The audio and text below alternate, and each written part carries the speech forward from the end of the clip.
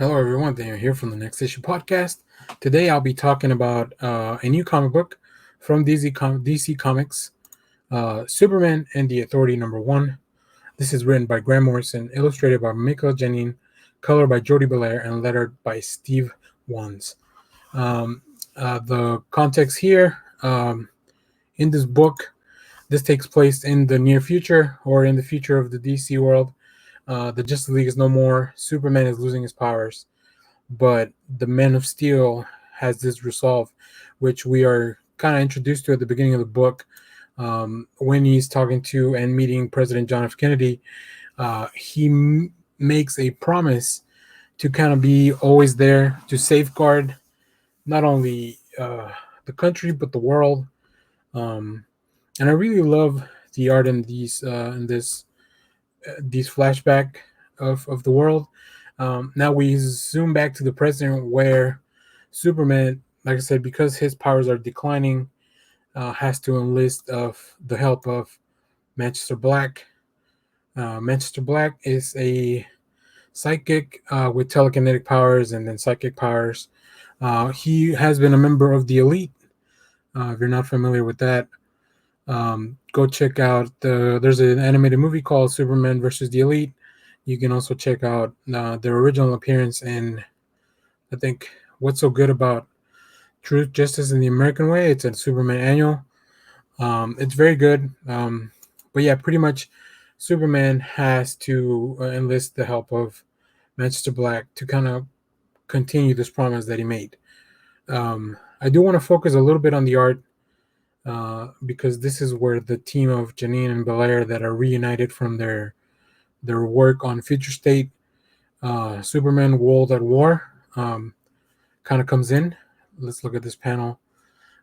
So here we have 4 different panels, and in this sequence, you can notice how the coloring is very different in as they alternate. As Manchester Black takes over this guy's mind because he's not wearing his psych blockers. So the colors are just perfect to let you know that things are happening. You're going back and forth between the real world and then what this soldier is experiencing, and it fully displays the powers of Manchester Black. I think Morrison does an amazing job with the pacing of the story because it brings you in and it doesn't stop once it gets going. There are no stops in the strip, but that doesn't mean that we can't slow down to enjoy some of the details here. Let's pull up this panel here. One of my favorite panels, Superman arriving on the scene. And it's great. Like this is really lets you know that this is a different Superman that you might be used to. As we saw on the cover, he's wearing the Kingdom Come symbol.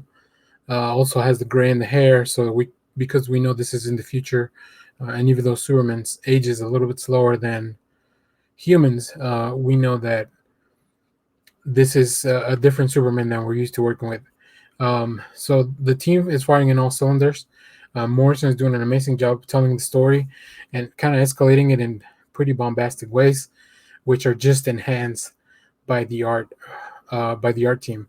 Here, let me show you this one last panel. I'm not gonna. This is kind of out of context because I don't want to spoil anything. But yeah, this looks super rad. Like I mentioned, Janine and Bellaire is such a great tandem. Bright colors, really dynamic sequences, just and then really cool designs of these creatures that we're seeing. So this is an 8-issue miniseries, which I'm looking forward to reading. I'm looking forward to the rest of the story. This is an 8-issue miniseries. Grant Morrison has just wrapped up their stint on Green Lanterns, which we got season 1 and 2, and then a miniseries in between. And they've been writing comic books for a long time, both Marvel, DC, independent, you name it. They are a great talent, and it's just really good to see them working on a Superman book. Superman All-Star is one of the classics from Morrison. And then, like I mentioned, the team of Bellaire and Janine on both color and art respectively just really brings this really imposing presence and this really cool feel to the book. So I'm very excited for the rest of the book. I like that it's a miniseries. I think this will allow Morrison to tell their story in a way that it's not too compressed, but it's also not something that's going to be ongoing. We have not seen, as of issue 1, any members of the Authority, so I'm looking forward to that. Looking forward to being reintroduced to the Authority, which are characters that sometimes are in and out of continuity in the DC universe, depending on what the story really calls for. So I'm very much looking forward to this. Overall, 2 thumbs up. Go pick up this book. It's super rad. Um, Let me know if you're picking up this book. Let me know what stories from Morrison or Janin or Bellaire you're reading or you're familiar with, what your favorite work is from any of those creators. I love this creative team. It's firing on all cylinders, so very excited to keep reading. So that's going to be it for now. Thanks for watching, everyone. Remember to share, like, subscribe, leave us a comment, ring the little bell. It'll tell you when we go live. And remember that we're doing giveaways. All you have to do is be a patron. There's no tiers. It's really kind of give what you want if you want. We're just giving away comic series and movies and stuff like that. So all the details are on our channel. Thanks for watching, everyone. Bye-bye.